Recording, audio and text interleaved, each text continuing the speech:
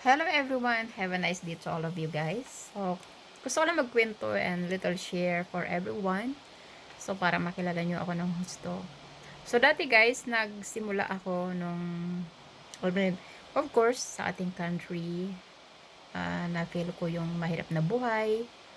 So, yung humingi ka ng tulong kahit kanino para lang makapagtrabaho ka. Yung nag-try ka manghiram ng pera, pero walang may tiwala kasi nga wala kang trabaho. So, ganun talaga yung buhay na try ko talaga. Na-try kong maghintay, umasa, pero bigo sa huli. Pero kapag talaga matyaga tayo, wala talaga yung imposible. Kasi nga, sipag at tiyaga at saka pursigi sa sarili natin para makahon tayo. And then, yun ang tips ko for everyone. Huwag kayong mawalan ng pag-asa kasi araw-araw may pag-asa. Depende lang yan sa'yo.